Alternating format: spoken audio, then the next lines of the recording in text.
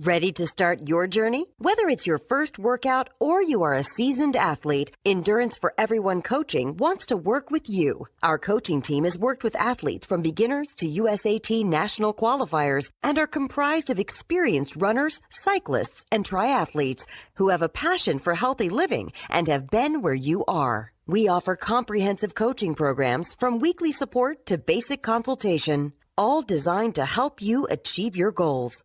If you want to take your performance to the next level, look no further than Endurance for Everyone Coaching. Go to www.teamE4E.com and click on the coaching link or send an email to teamE4E@enduranceforeveryone.com. And let's get started. Welcome to this week's Endurance for Everyone podcast.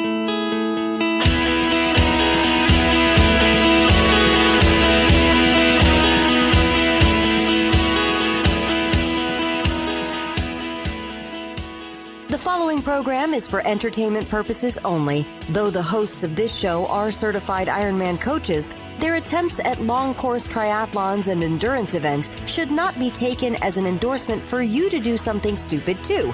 You should make your own bad decisions, then podcast about it. Now, let's start the show.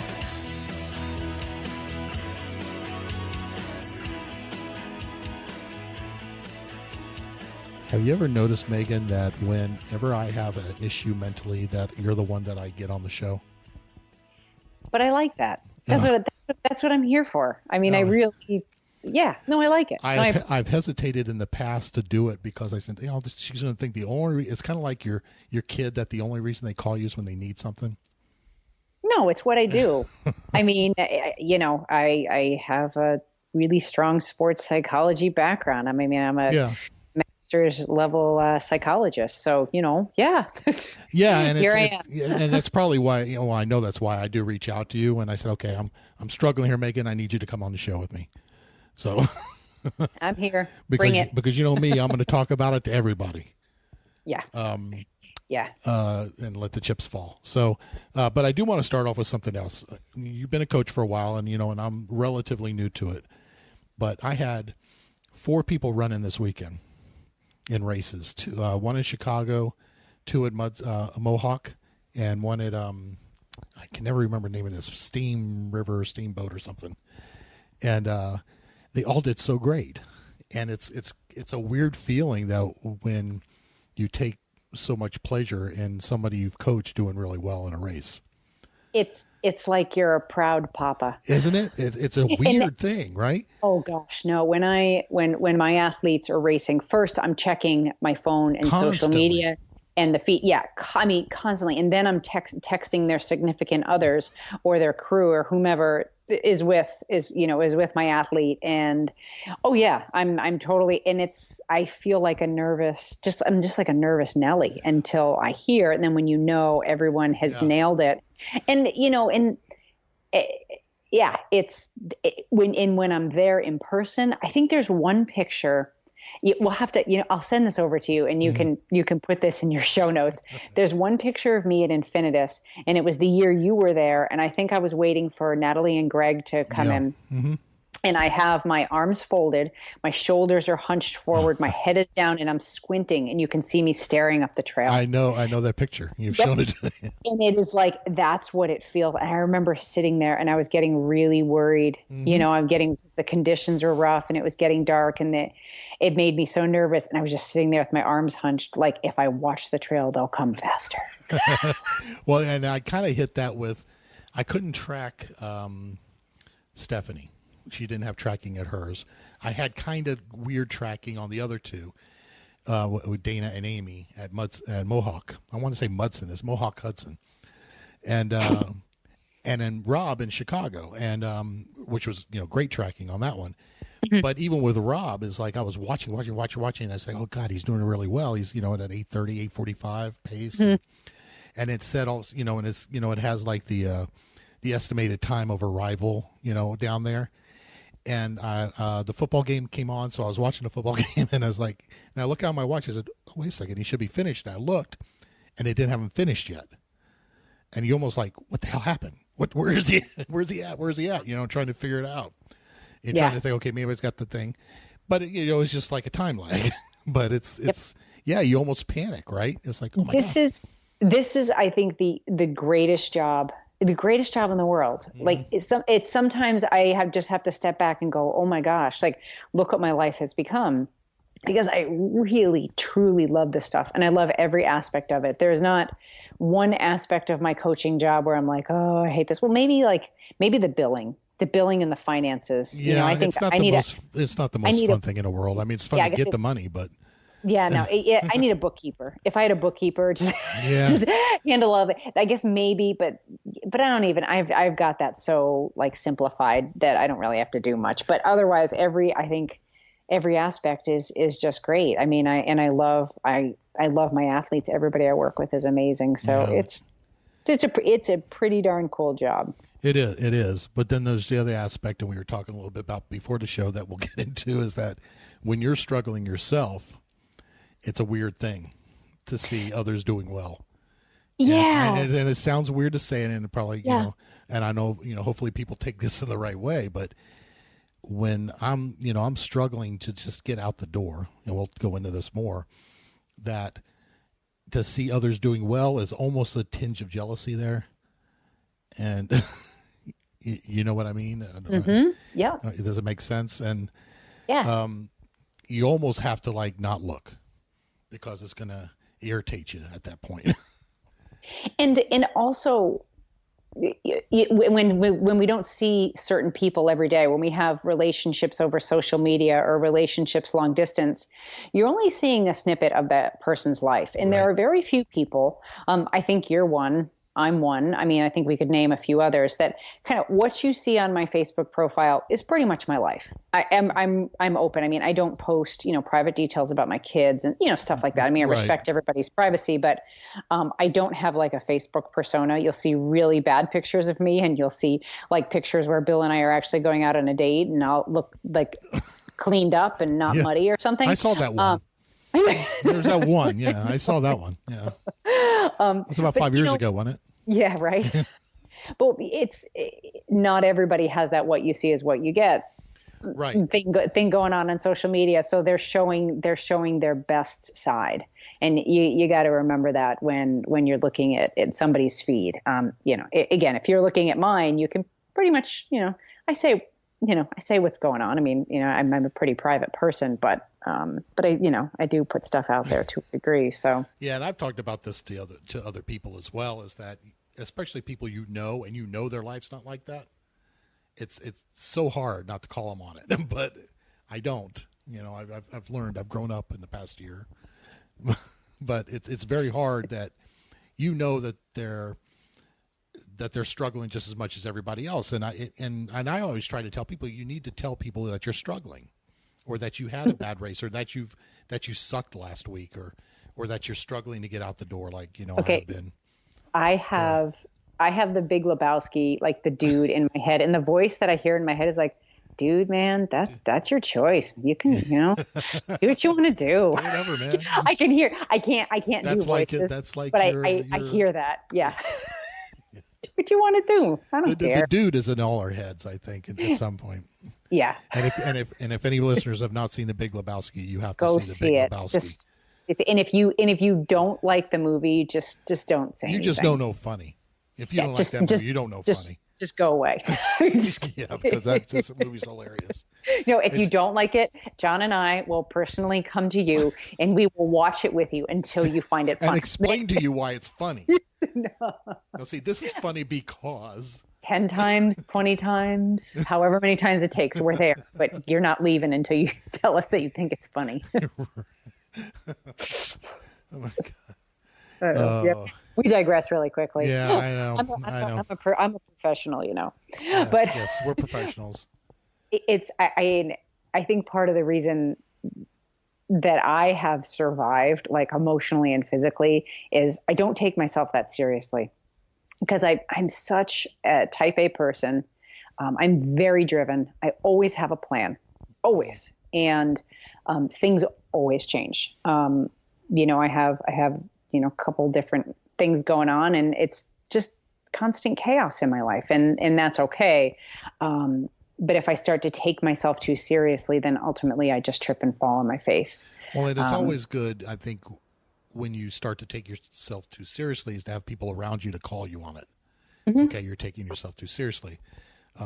Maybe that's my issue. I don't have anybody around me, so nobody's calling. I would have told you. Oh yeah, I mean, but I don't take my problem is I want to take myself more seriously, and I can't do it.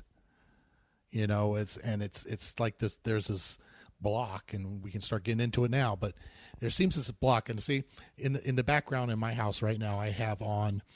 There's this YouTube video about the Western States 100. Right, it's just playing in the background right now. And I'm looking at it and I'm saying, I want to do that. I want to be able to do that. But there's something blocking me, getting me from where I'm at to that. Okay. So as long as I've known you, so what, 6 years, 7 years? Yeah, pretty close. As long as I've known you, as long as you've been friends, as long as we've worked together. I know any of my other athletes or people that I've worked with, if they're listening, I know I've said this to them, but when we come up against blocks like that, you have to go there, like there with a capital T. How many times have I said that to you? Yeah. You have to go there. Mm-hmm. And you and I can't, we couldn't do that on a podcast. You just can't, because it's bigger, it's bigger than that. I'm not a practicing therapist anymore. Right. I like the sports side. However, when I'm working with my athletes and they have particular blocks regarding nutrition, addiction issues, performance issues, like they're nailing it in training, but they do a race and it just, we all have something, and 99.9% of the time it's fear. I mean, really, really go there. We're all afraid of something. Right. But the question is, what are you afraid of? Where did it come from? And how do we work with that now? Yeah. And it, especially when I'm talking about addiction issues in athletes, it's really nutrition, whether somebody's under-eating, overeating, sugar, carbs. I mean, everybody has some sort of poison. Well, maybe not everybody. I'm sure there's somebody normal out there, but most of us, pick your poison. And when it hits the fan, what's really going on there. And again, I don't, that's not appropriate for us to do on a podcast, because that's right. Really, really, it's heavier work. But the willingness to go there is petrifying, because if we are engaging in addictions, and I'm going to pick on that drugs, alcohol, eating, gambling, sex, shopping, we could go on. If we're engaged, did you say sex? Oh yeah, sex addiction is yeah. That's I wasn't talking about you. Oh no. I'm joking. Oh, okay. But pick your poison. We're going to that addiction because we don't want to feel whatever feeling is going on. Whatever feeling is starting to bubble up, it is so petrifying that we're pushing it down with overtraining, overeating, undereating, working too hard. Again, it could be anything. And those of us that have addictive personalities really have to be mindful of that, because it's not just one substance that can offer relief. I mean, I've been really upfront, and I joke about it, but I live in a life of extremes, and I know that about myself. But in order to live in that life of extremes, I really do have to feel what's going on in the meantime. And really, life is the meantime. It's the journey. It's what it's what everybody talks about. But being willing to go there and just sit with it. And something that's been bugging me lately, and it's coming up in a lot of commercials, or I don't know, maybe I saw it on a T-shirt or a race slogan, but people will be like, F fear, Yeah. F or forget, I've seen that too. Yeah. And that is such a load of crap. Yeah, it is. Fear is a physiological process. It is a normal part of being a human being. Right. So yeah, everybody gets afraid. I don't care who you are. Okay. But what happens is your body your body learns to adapt to it. You're going to learn how to work with it. You're going to learn how to work through it. That's the trick, because let's say you're running down a mountain and it's really steep and you're afraid you're going to fall. Well, I would have you go on that mountain and practice every day doing it in fear. Well, okay, your heart rate's up, right? You're breathing faster. You're starting to sweat, or you have goosebumps, whatever comes up, you're working with that. You can't just say, forget it and ignore it. That's stupid, and right. That's been bugging me. That's been bugging dangerous, me. Dangerous, actually. I mean, you can't ignore fear. Sometimes that can be in any case, even if it's just a mental fear. Right. You can't ignore it. You have to, like you say, go there, and you have to learn how to deal with it. Right. And I think you may have hit something there, because I know you've said it to me before, but I'm dense, and I'm old, and I forget things. That, there's something, what is that fear that's stopping me from taking that step? Mm-hmm. And, I know I can pinpoint some issues, like, the team and training group that I'm with for a Disney marathon. I'm tired of being last. I'm tired of not feeling I'm making any progress at all. So I go out there, I do my runs, up until this weekend, I was doing my runs, and I feel like it's not getting better. It's not getting faster. It's not getting anything. And I'm tired of being last. And, so I've stopped going with them. I've just started doing it on my own when I do it, but then it's a weirdness. I'm going to jump all over the place, I know, but it's a weirdness. It's like at the night before, I'm gung ho. Like at 10 o'clock at night, I'm ready. I'm saying I'm going to go out there. I'm going to kick it in the ass. I'm going to, give it 100% and, do my best, and to hell with it if it goes, haywire. And then when the alarm goes off at 4:30 in the morning, I'm like, nope, I'm not doing it. Right. So. Yeah. And it's going there, there with that capital T. And that's the work of a sports psychologist, as opposed to a therapist. And I don't want to say that they're not supportive, because they are, but it's to me, it's in a weird way. I know Jennifer had the same issue, when we used to train together all the time, is that, and I tell one of the coaches, I keep telling her, stop dropping back with me. That makes me feel like shit. Don't do that, because now I know, not only am I last, now I'm causing you to come back to me, and I don't like it. But they don't get it. They won't stop doing it, Right. And it makes me feel worse. And right. It's hard to, and it's like, when we're getting ready for the show, and I knew we were going to talk about some of this stuff, and of course, the first thing you pull up is like, here are the 10 things to do when you feel like you have a lack of motivation. And I want to just really, I just laughed and snorted. I swear to God, like, it's that ridiculous. Okay. I know. It's like it doesn't work, guys. And it's like telling me, well, the way to feel better about yourself is to go out and get the run done. No shit. Have a nice cup of tea. Yes, call a friend. No, that's in there. Try mood lighting. Socialize. That's one of them. So, really? This is what I have always said about motivation. Okay. I feel like, remember when Shalane Flanagan won the marathon, and she's pumping her arm in the air, and she's just like, I think so. I'll go out for a run and I'll be so motivated. I see something like that. I can think like, oh yeah, I could totally. And so this is hypothetical, but really follow me. So I'm going to be Shalane Flanagan, and I'm going to run at that pace. So let's say I run at that pace. I could hold her pace. I don't remember what it was. Let's say 10 miles, and I die. Right. And then I'm completely unmotivated, and I come home and I'm like, I'm never going to do this. This sucks. This hurts, whatever. And so that's why I have said for years, motivation is total just bull. It's useless. Okay. And I know that, yeah, sure. I mean, there are things that motivate me. I'll see like a great race and this, but when it's cold, when it's dark, when, I have to go down in my basement and run on the treadmill by myself at 3:00 in the morning, that is, I don't care about any race. I don't care about how I look. I don't care about my fitness. I don't care about anything. So motivation for me is just crap, and I've just shoved it out the window. However, I know that in order to, to survive not only just survive my life, but to be a happy human being, I have reasons. I have reasons that I do what I do. And I don't know, maybe I have 50, maybe I have 100.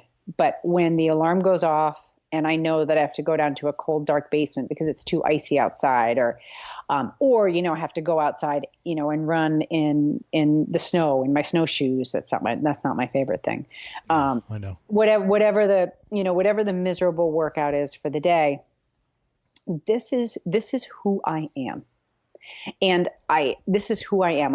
I need to fitness, and just moving in general for me is part of my way to stay alive every day. And not only to survive, but to live the way I want to be, because I think that, excuse me, for me, it's about bettering myself. I always want to do better. I always want to learn more. I want to do better. I want to be a better human being. And fitness and exercise has given me that route. Now, when that was taken away from me, absolutely, I was stuck in a hospital bed for 3 months after my cycling crash, right, with broken hips, and that was a really big adjustment, because what I said to you is, this is who I am. So who I was absolutely ripped away from me, and I could not do a single thing for myself for weeks, nothing. And so I had to take stock in that. And then I realized, if I can't run again, I'm going to be okay. I would do something else. I would find some other way to be fit. I would find some other way to find movement. But I knew that piece of me is going to survive. It's like running for me isn't the be all end all. Something will allow me to move. I don't know what that is. Mm-hmm. But I had to really come to terms with that.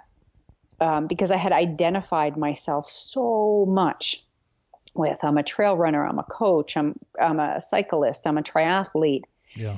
Not anymore. That was fun. It kind of smacks you right in the face, right? It's like, well, see how quickly we can take all that from you. Right. And I had to learn that lesson in a painful way. And I started with like breathing exercises, because I could do breathing exercises in my bed. And then I was, just silly things that I could do in my bed. But that's who I am, finding movement, finding a way to better myself. So, when it's cold and dark and I don't want to get up and I don't want to do it, it could be a zillion different things that matter at the moment. It could be the race. It could be, someone that I know is going to ask me about my workout in a couple hours. But motivation, nah. I mean, yeah, it's great to have that, but I'm never going to run like Shalane Flanagan. I could pump my arm like that. Yeah, right. You could do that part. But I'm never going to be that. And also running can hurt at times. Duh. But when you go out and you're expecting to have this like killer workout and it just hurts and it sucks and you miss all your times. Yeah. Oh, I mean, which is every run now for me. And that's what's part of the problem, I think. Yeah. I want to get light. I'm going to lighten it up here for just a second though, because you reminded me of something. I read in a magazine recently, and I'll just ask you and see if you go down the same line as I did. If you're, what does it take for you to be a runner? It takes just go out and run, right? If you just go out and run, you're a runner, right? Yeah. And what does it take to be considered a cyclist? You go cycle. Right? A cool kit. Yeah. But what does it take to be considered a triathlete? You have to race. Right. It's the only thing that you can't be considered a triathlete unless you race. Let me be devil's advocate. So when I had participated in my first ultra marathon, I had already run distances of over 26.2 many times. So would I have been an ultra marathoner before I actually participated in a race. Would you consider yourself one? I guess that was the point they were trying to make, that triathletes. Yeah, triathlon is the only thing that's race specific to be considered that. And I guess, I mean, now think about it. I guess ultra runner, you can be an ultra runner if you run more than 26 miles, but you would still consider yourself an ultra runner, right? I guess I started to think about it, then I'm like, you know what? I don't care about the labels. Are you happy? I know. It was just interesting. Are you? Yeah. And I'm like, are you happy? Yeah. You know, if I could, let's say right now something happened and I could never run a race for the rest of my life. Well, it would be horrible. Mm-hmm.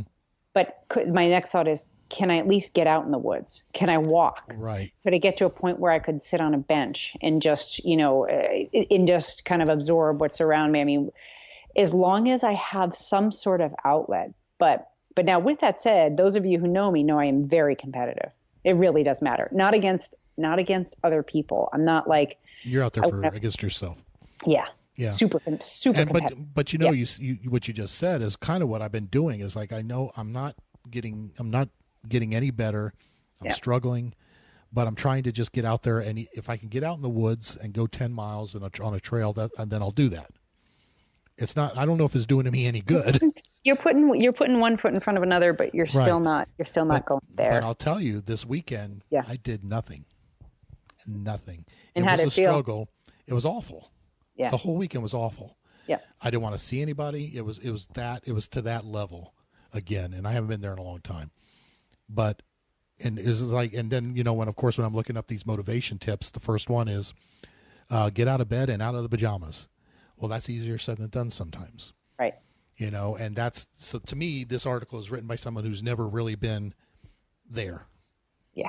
Well, it's an article that probably had like 5 steps, 1, 2, 3, 4, 5. Yeah. And it had a nice, pretty picture of somebody sitting on the edge of their bed. I haven't seen this article, right? No, you probably have. And then there's another article of some pretty person running outside. And God, depression and mental illness are ugly, and they're horrible, and they're deadly. I mean, it's in the name of lightening things up. But let me go back to this point, Okay. And one thing that I really want to say for those that are listening is, for people that are struggling, it is important at some point to see a competent medical professional, because medication can be an important thing. And we also, we'll often hear people be like, well, I don't want to take this, or maybe if I just took this herb, or maybe if I stopped eating carbs, I don't know, pick your poison, right?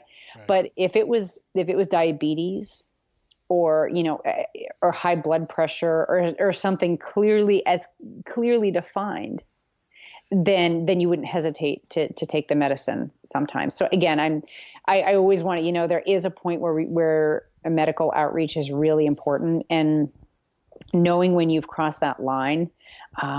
Sometimes you don't. But if somebody around you, and I think that's the hard part, is that, I don't know, maybe it's more for guys than women, but for me, I could just speak for myself, is that I know how I'm feeling, and I know where my issues are. But if I speak them out loud to somebody, it feels like nothing. It feels like I'm being ridiculous. If I tell somebody I'm just tired all the time, I never feel like I have any energy. I mean, they're like I said that to my boss today. She goes, you seem off. And I said, I just feel tired all the time. I don't know what I'm doing. She goes, well, you're probably running too much or whatever. I said, no, I didn't run all weekend. Yeah. She goes, well, you just need to go do it. Yeah. Well, and thanks. In some people just don't understand. If you have never suffered from mental illness, you just don't get it. And I think it's, what, and I'm going to say that's true of a lot of diseases. I mean, I've never had cancer. I don't know what it feels like, and I will never pretend that I know it. I can offer empathy. Not fun. But I really don't get it. Yeah. I'm the first to say that. I mean, but I will hold space for somebody. And I will, be the first to, ask questions, or, really. It's hard to put it into words, because it's like, I've had thyroid cancer, so I am considered chronic hypothyroid. So there's nothing I can do to be not hypothyroid. And people get this this idea in their head that, okay, well, you've got no thyroid, so you take this medicine and that replaces it and you're fine. And that's not the case, because the thyroid, it's not just, it controls so much in your body. And I'm trying to get, we had a person on the show back in Andy's day, Mary Showman, who wrote a lot of books on this, is like an expert on one of the medical blogs online about this stuff. And that's one of the ones I had to start rereading. And when she said, she's talking about weight gain and losing weight while you're hypothyroid like this. And people think, well, as long as, because even doctors will say, well, it's not going to really affect your weight, but it does. Well, why wouldn't it? Yeah. Right. It does, because it affects your metabolic system. It throws your whole, you get autoimmune diseases, which I did, psoriatic arthritis. Right. I got it.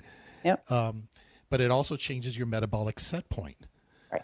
So whereas, maybe before the cancer started working and your thyroid started shutting down, my set point could have been 200 pounds. Well, now it's 280 pounds. So now I can't get by this point. I got there for a while, but as soon as I let up a little bit, went right back up again. Right. So your body's constantly fighting you. So, the thyroid disease basically slows down your metabolism. Your metabolism is too slow for your appetite level set by the brain. So the brain perceives as an appropriate food intake level that exceeds your body's metabolism. Right. And so it's, you gain weight. And this is when I say, when I argue with people about calorie in, calorie out, yeah, you're right. If your body burns, this is physics. But when you're hypothyroid, it doesn't work like that. That's how you can eat 1,500 calories a day and gain 10 pounds. Mm-hmm. Because the brain is not telling your body that you have only eaten 1,500 calories. Your brain's telling the body you've eaten 2,800 calories. Right. Well, and I think people in general forget that mental illness does have a physiological base. Yeah. It's not just, and I hate that I use the word just, but it's not just somebody's emotions. It's emotions and the chemicals in your brain, in your body. I mean, it's a whole, I'll stop there. But we just don't, in this day and age, we don't get mental illness like we get hypothyroidism, like we get diabetes, like we get high blood pressure. And that's why, if you're depressed, someone will be like, oh yeah, try these essential oils. Well, sure. Essential oils are wonderful and they may make you feel better and they may lift your mood. Go for it. I have no problem with essential oils. However, when push comes to shove, I don't want somebody to die. And that's when medication comes up. And you could also be suffering from depression, anxiety, and you're okay. You're okay for many years, and then all of a sudden it just stops. Yeah. And then the routine you'd set for yourself, the medication you're taking, and that's when you have to adjust. Whether it's a lifestyle change, medication, seeking outside help. I mean, it's psychological help in our culture right now. There's still a huge stigma around it. I don't understand why. Well, there's even a misunderstanding among doctors. I mean, if I tell a doctor, like I've said it before, I've gone into a doctor for an endocrinologist and said, I eat 1,800 calories a day. I'm gaining weight. I don't understand this, and been told, well, you must be lying to me. And because there's no way you can only eat 1,800 calories a day and gain weight. But I was actually told that on that infamous survey, recently, that someone pointed out that John seems disingenuous because there's no way he can be eating right and gaining weight like that. So there it is again. Yeah, right. And there's this mistake that people make when people either have depression or lack of motivation, that they're lazy. Right. It's not that they're lazy. Right. It's not that I'm lazy. I'm not a lazy person. Right. But to combat that, to get out there and do something when every fiber in your brain is telling you to stay in that bed is hard. And, right. And people that have never been there don't get it. Nope, they don't. And and I would say if you've never been there and you're talking to somebody that is there, just hold space for them. And what the heck does that mean? It means just being quiet and listening. You really just, putting away your phone, putting away any distractions, and being present for another person. And when you're present for that person, if you don't know what to do, you just simply say, you know what? Do you need me to listen, or would you like advice? I'm not quite sure what you need from me. And the person may not even know. Right. But just being present is one of the best things you can really do for somebody, because it lets them know that they are of value. And when you feel that badly, you feel like you are worthless. And that's one of the worst feelings in the world. It is. And, usually the people that I say things to, they are pretty good about listening. It's usually the people online, the people that don't know me are the ones that don't get it. And that's what I've said in shows before, is that you think you know me because I've been doing this podcast for 6 years, and I've been on the blog for 8 years, and, I'm all over Facebook and people think they know me because of that. When they really don't know me, they don't know the issues I have or my past or here's the other thing. People are very uncomfortable around somebody that's in pain. It's a skill. It's a skill to be okay to sit with somebody that's in pain, because let's just talk me and you. Let's pretend you're in pain, physical or emotional. I want you to get better. I am completely invested in you getting better, because I want you to be happy, because I am completely uncomfortable sitting with you with these feelings.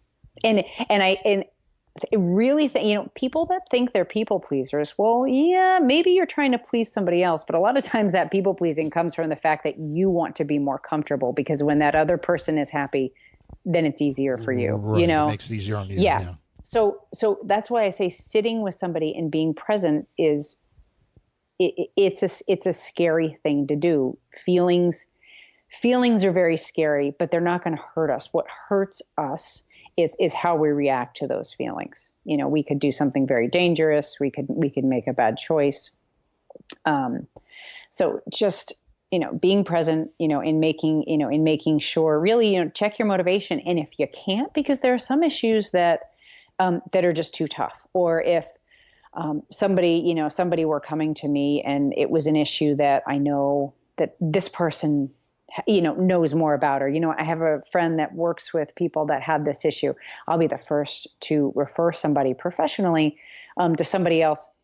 And if it's a friend, a lot of times I would just simply say, I really don't understand, but I can see that you're in pain. And that part I get. Yeah. That someone told me once, and I don't know if I read it or somebody told me, that there was one thing about pain, and that pain demands to be felt. Yeah. There's no getting around it. And it's scary. It's really, really scary. So even just take something simple like in a workout, when you come up against that wall, or even if you're doing sit-ups and you can start to feel, discomfort in your abdomen, the first thing we want to do is move away from that discomfort. Right. I think it's just, we're human beings. We're not designed to, we're not designed to run into a fire, so to speak. We're designed to protect ourselves, but life doesn't work that way. Things happen, and we were joking about this before the podcast. Basically, everything's pretty much out of your control. Yeah. I want to say 90% of your life is out of your control. The only thing you can really control is your own behavior. Right, your own reaction to it, right? Yeah. Yeah, you can't control what's going on. Yeah, and it's like you can't control someone being an ass, but you control my reaction to that person being an ass. Right. Right. Yeah. And when you feel bad, when you're in a bad place, that's when the reactions start to happen. Where you're short with somebody and you're, or you whatever, you hurt somebody's feelings, then you go back and go, oh shoot, you were in a bad place, and then you ultimately go back and apologize. But I think that a lot of times it's just so easy to just not be aware. And then circling back to addictions, there are so many things. our society is built around comfort. And if you're not comfortable, well, here, have this. It'll make you comfortable. Food, alcohol, right. drugs, this clothing, this purchase, this car, this whatever it is. Get comfortable. Buy this. You'll feel great if you buy this. And that's why I try to be as minimalist as I can with my running a lot of times, because I'm out in the woods and I feel like if I'm starting to feel like, oh my God, I have to have this watch or I have to have this pack, then something's wrong. I mean, sometimes I genuinely do need, I do need a good pair of shoes or, fill in the blank. I mean, there's certain things we need for safety, but I'm very careful about, purchasing things to make myself feel better or, whatever it is. Well, the trick to not doing that is not having the money to do it, I found. Oh, where there's a will, there's a way. If it's not buying something, well, that's how you end up with not having the money to do it now. Yeah. Because you buy things that you really couldn't afford, 5 years ago. Yeah. Yeah. I think just the over. Now speaking for myself again, I just think I feel overwhelmed in a lot of things, and I think it's the one thing, I feel overwhelmed at work. I feel overwhelmed financially. I feel overwhelmed in everything, and it's just adding the training, and now I feel overwhelmed with that because it's not going well. So I would just say, just stop. I mean, now that sounds oversimplistic. I know you're going to say that because you have to, you have to go to work. You have to, right. There are certain things you have to do as a human being, but really make a list of things that you do and what really has to be done. I mean, what is absolutely important for your survival today. Yeah. And go back to basics and what do you need at this moment? And that, I'm putting that out there rhetorically. I'm not really expecting you to answer. But just step back, because again, discomfort comes, fill it with something. I should be doing something. I need different lighting. I need a different social group. I need to go do, I'm picking silly things, like that article I was talking about. No, yeah. Instead of adding more into your life, just step back. And also I would really, some sort of outside help, because it does get to the point where we just can't do it on our own. Just can't. But what that looks like and how it manifests, that's going to be, your decision and, the decision of whomever is suffering at that moment. And that right there is the true meaning of suffering. We've talked about this. When you are so hurt that you don't know what the heck to do and how to get out of it, that is suffering. A race is not suffering. A race is awesome, right? A race is something I paid for. A race is something I trained to do. Suffering is when you're hurting so bad that you don't know how you're going to get out of bed. You don't know how you're going to interact with the people you have to interact with. That is in living in pain, physical or emotional. And it's circling back. It is hard to watch others in that place. And that's how we started this, is that it's not that we take any pleasure from seeing people not do well. We like seeing people do well, but when you're in that moment, it's hard to watch it. And and then I feel like crap because I'm feeling like that. Yeah. It's like a big snowball. And I joked with Jennifer, it's like, God, I'd love to go to Italy and ride bikes. It'd be great. But I feel I'm great, very happy for her that she can do that. She earns it. She works her ass off. But, there's a little jealousy there. It's like, damn. Yeah. Oh, they're coming to get me. But they're coming to get me. It's not me. That's not me. Those aren't my sirens. And it's one thing, I've noticed I've been doing a lot of EMS work lately, a lot. I mean, crazy hours. Yeah, you're doing it tonight too, right? Yeah. And I don't know. There's the ability to compartmentalize is a very helpful skill. And for those of us that do that, you probably compartmentalized for so long, and then you just get to the point where you can't anymore, when it all just sort of spills over. Starts mingling together. Yeah. So, I mean, it's good. It's good in the short term, but when I'm not working, I do notice now that I really need to not work. I mean, when I'm for my coaching job, I work every day. I love it. And I'm not complaining about that. I mean, I work every day and I love what I do. Right. There is a certain point with with EMS and emergency work and hospital work where I have to just step back, because certain experiences it's just painful to see. It's really painful to see people suffering. And in order for me to be good at my job, I have to be able to be present.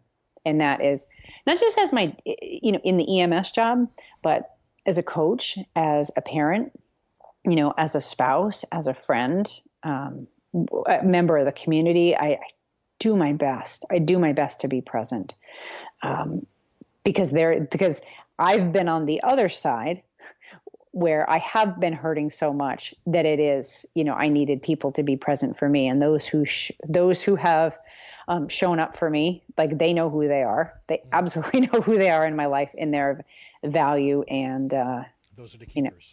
Yep. Mm-hmm. I mean, yeah, I would do whatever, I'd cross the country to help, those people. Yeah. But keep it simple. You just can't, when this stuff hits and you're overwhelmed, stop doing so much. Because think about it. If you were physically incapacitated like I was, 2.5 years ago, your bones are broken. You cannot do anything for yourself. It's pretty in your face. Like, well, no kidding, I'm not going to do it. No kidding, I have to step back. Really? You think? Yeah, I can't. Well, this is where my mind goes lately, Megan. It's that I was wondering just a couple of weeks ago, it's like, if something happened to me in this apartment and I couldn't get out of that bed for some reason, how long would it take for somebody to realize I wasn't around? Right. Yeah. And that stuff. And that's the stuff. I saw a thing on 60 Minutes last night. I don't know if you watch it, but the guy's name is John Green. He wrote The Fault in Our Stars and he struggles with OCD. I had no idea. I never read any of those books, and I don't think I have OCD, but he was talking about something that is me, and it's called spiraling. And I saw when I went to work today, it was like, it hit me right in the face about what he was talking about. I went to one of my assistant's offices, and because she has this huge desk, and because there's stuff plugged in, her desk is a little askew. It's not straight on a right angle. You know what I mean? Mm-hmm. And it was driving me crazy. And I was like, and I was sitting there, and I was like, I'm saying, I can't tell. Her name is Betsy, and I said, I cannot even concentrate on what you're talking about, Betsy, because I can't not focus on this damn desk not being straight now. What's funny is I feel that way about stretchers. So if you see a stretcher that goes in and out of an ambulance, there's sheets on that stretcher. The sheets are, there's sheets and a pillow, and there's a blanket, and there's the straps to strap you in. So we clean and make those beds every time we have somebody, new in there. Mm-hmm. And there's a certain way the bed needs to be made. Right. Functional purposes, yes, but if the bed is not that way, I would actually straighten out the bed, clean off whatever it is. Yeah. There's no way and I'm not talking, the folds have to be a certain way. Yeah. That's, I get that. I just go with it and I laugh about it. I laugh about it too, because I don't think I'm truly OCD, but I do have those tendencies, and I have those tendencies otherwhere. And where I was going to go is that, okay, that thought entered my head the other night, that how long would it take somebody to find me? Like, how many days would it take before somebody realized, hey, where's John? And come check on me? Probably a day. Yeah. Well, realistically, no, a day, because if you didn't show up for work, somebody would track you down.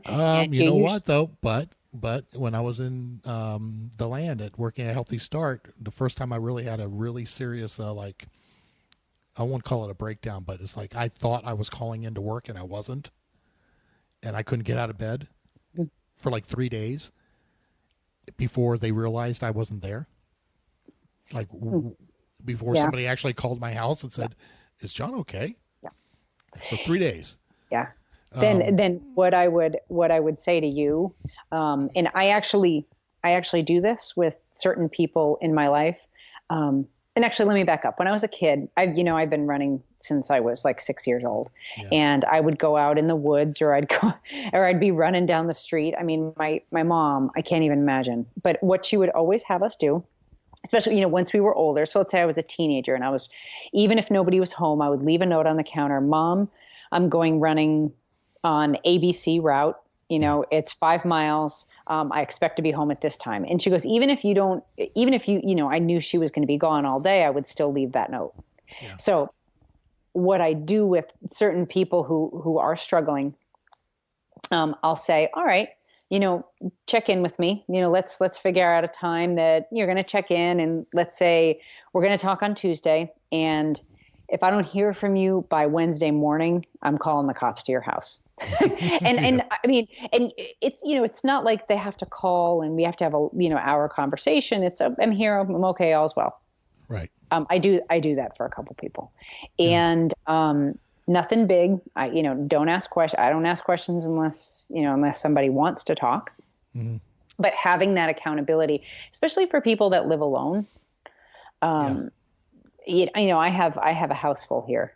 So, so and that's a little different, right? It's very different. But I tell you what, even when I go running now, I always tell somebody where I'm going to be. Always. Yeah. I mean, and when that's smart anyway. Yeah. But I mean, I'm using that running example. The accountability example, it was just developed in childhood, just because I was out for such long periods. My mom would get nervous, and, she would be worried that she was at work and I just went out for an hour run, and next thing you know, she's home and it's been 6 hours and, kind of thing. But, bring this into the bigger picture. Yeah. Just, have a safe person, someone that, isn't really going to ask a lot of questions unless you just check in. Yeah. Well, it was funny because, I used that as an example. The example he used on the show last night was, he said he would get a salad, and then the thought would enter his head is like, I wonder if anybody bled into this salad at any point of where this produce came from. Right. And he couldn't let it go. It's like he would just focus on that, where he couldn't, to the point that he couldn't eat the salad.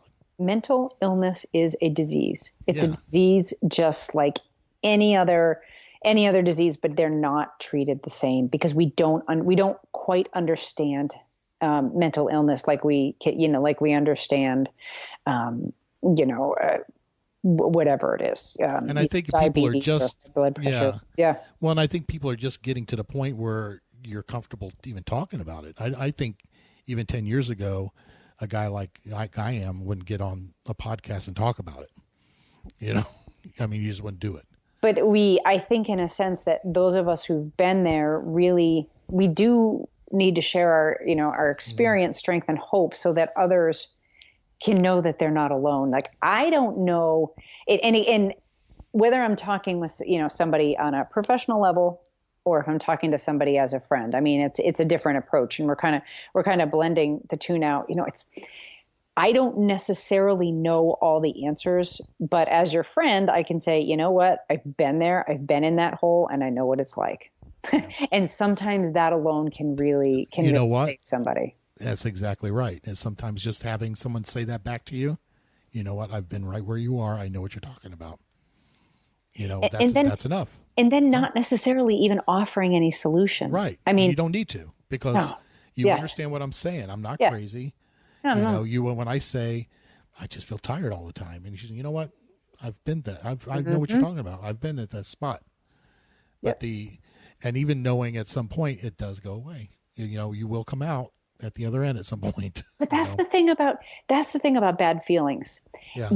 When we feel good, we expect it to last forever. We genuinely do. But when, we're always going to be happy, and that's okay. We can live with that. But when things are bad, it's like, oh my God, what if this actually lasts forever? What if I never get better? That thought is incomprehensible, and it's really scary.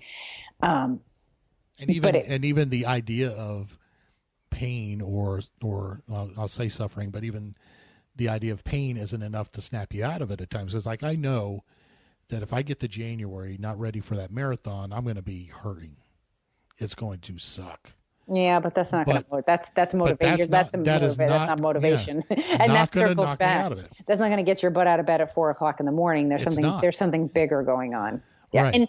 And there are a lot of athletes that have spoken about using movement and sport to help with their depression. However, it's always coupled with something else. It's usually coupled with professional help and medication. Yeah, there's always something else involved. Yeah. I wish to God that exercise, was a cure-all. Man, I'd be like, I don't know. I think I would have reached enlightenment or something by now. Right. But even with the thought, even the thought, like, I know after a run, I'm going to feel better. I will. The endorphins kick in, you feel better. That's not enough to get me out there. I know I'll feel better. It's not. It's just. Yeah, you're trying to put reason on something that's unreasonable. Yeah. Yeah, and when someone is hurting, it is absolutely unreasonable. Right. Yeah. Well, we're coming up on an hour, and I really appreciate you coming on with me again. Yeah, anytime. Talking through this stuff. I think that it's just important that people understand that they are not alone.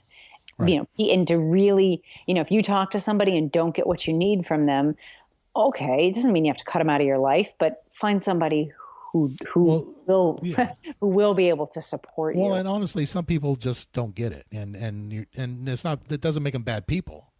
They just don't get it. And it's also, I think, I know that I have certain people in my life, I could probably count them on one hand. I mean, I'm actually kind of going through a mental list right now, but that could really say to me, Meghan, what you're doing is not okay. You need to really assess. And thank God no one said that to me in quite a while.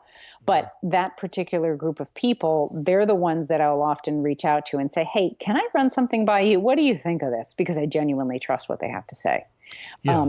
And I think it's, and also when, you feel bad and you're looking for advice or articles or, the Dr. Google piece, or, you need to have this vitamin, or maybe if you ate more garlic or less carbs, or, then you're going to exactly, be happy. Yeah. I wish to God there were an answer. And what your answer is, what works for you, what clicks in your life is not necessarily what's going to click in the next person's life. It's all that, that journey that we were talking about, and figuring out at this particular phase in your life, what do you need, and how can you be present, and how can we sit with suffering and pain, because there will always be suffering and pain. But how can we live the happiest life that we can at the same time? I mean, it's tough. Yeah. It's really tough. Well, I do want to end with anybody listening that is going through something like this. If you don't have someone to talk to, like you said, to seek help. Right. I mean, in the immediate, I'm going to go out there and say, you could call me or you could call John. You can call me. Yeah. Yeah. Yeah. I mean, you guys know how to reach all of us on social media, and we could start there. But anybody that needs help, you are not alone. And the thing is, it feels like you're unique. Feels like you're unique and special, and nobody else can get what you're going through. And someone's been there. Maybe it's not me, maybe it's not John, but we could find a way to support you. So you're not alone. Exactly. So once again, I thank you for coming on with me. I'll be in touch. Thanks for having me. Talk soon. And go save lives tonight. I'll work on it. Okay. Thanks a lot, Meghan. Bye. Thanks for listening to the Endurance for Everyone podcast. If you have comments or questions for the show, send an email to teamE4E at enduranceforeveryone.com. And remember, swim calm, bike strong, and run steady.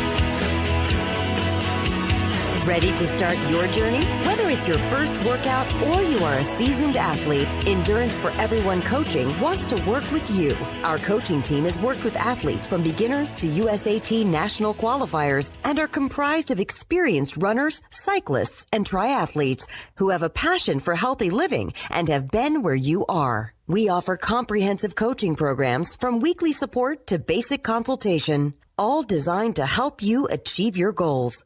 If you want to take your performance to the next level, look no further than Endurance for Everyone Coaching. Go to www.teamE4E.com and click on the coaching link or send an email to teamE4E@enduranceforeveryone.com. And let's get started.